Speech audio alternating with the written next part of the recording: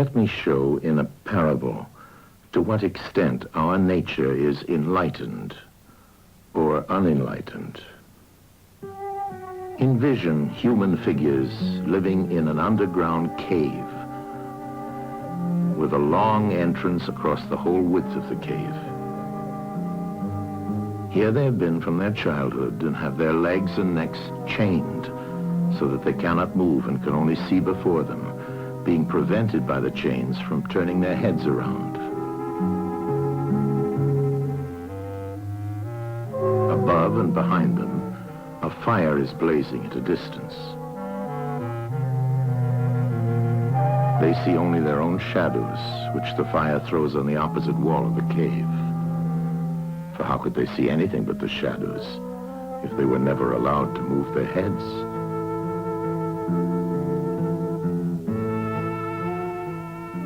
Between the fire and the prisoners, there is a raised way and a low wall built along the way like the screen which puppet players have in front of them, over which they show the puppets.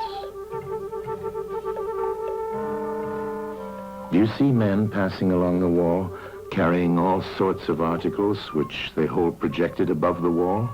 Statues of men and animals made of wood and stone and various materials?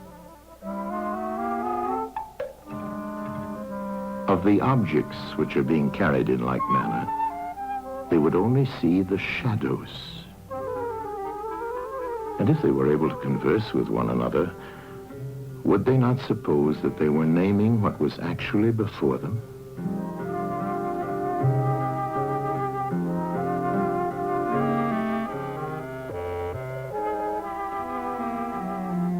And suppose further that there was an echo which came from the wall.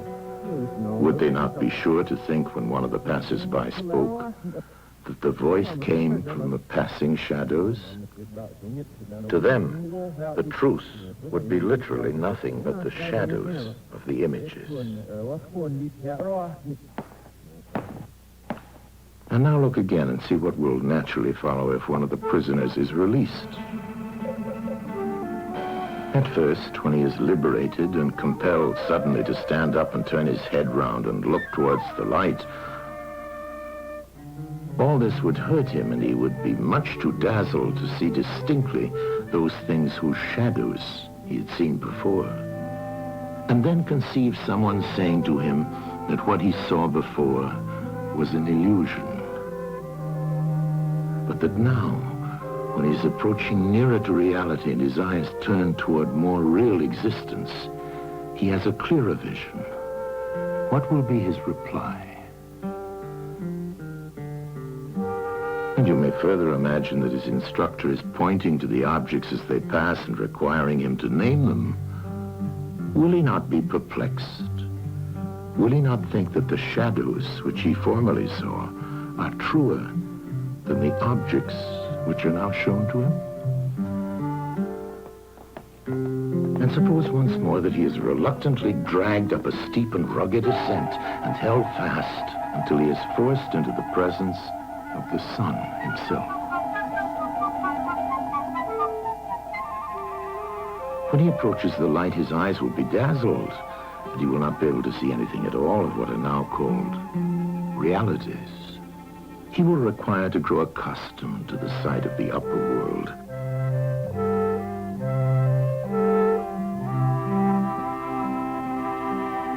And first he will see the shadows best. Next, the reflections of objects in the water, and then the objects themselves. Then he will gaze upon the stars and the spangled heavens and the light of the moon. He will see the sky and the stars by night. Last of all, he will be able to see the sun, and not mere reflections of it in the water, but he will see the sun in its own proper place and not in another. And he will contemplate the sun as it is. Will he not then proceed to argue that it is the sun who gives the season and the years, and is the guardian of all that is in the visible world, and in a certain way the cause of all things which his fellows had been accustomed to behold?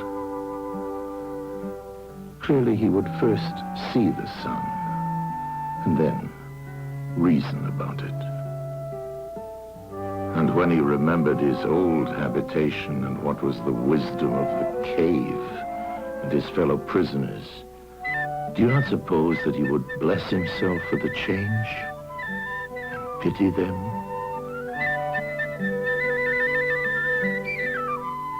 And if they were in the habit of conferring honors among themselves on those who were the quickest to observe the passing shadows, and to remark which of them went before and which followed after, and which were together, and who were therefore best able to draw conclusions as to the future, do you think that he would care for such honors and glories, or envy the possessors of them? Would he not say with Homer, "Better to be the poor servant of a poor master,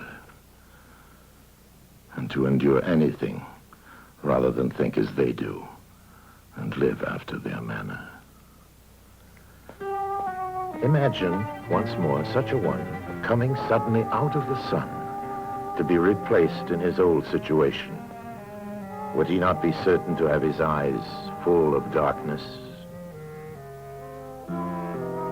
And if there were a contest of measuring the shadows, and he had to compete with the prisoners who had never moved out of the den, while his sight was still weak, and before his eyes had become steady, wouldn't they all laugh at him and say he had spoiled his eyesight by going up there, and that it was better not to even think of ascending?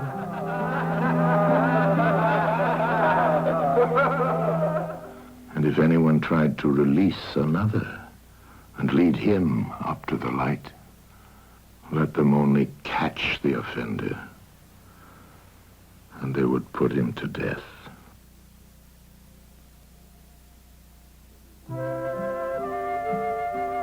It is the task of the enlightened not only to ascend to learning and to see the good, but to be willing to descend again to those prisoners and to share their troubles and their honors, whether they are worth having or not. And this they must do, even with the prospect of death. They shall give of their help to one another, wherever each class is able to help the community.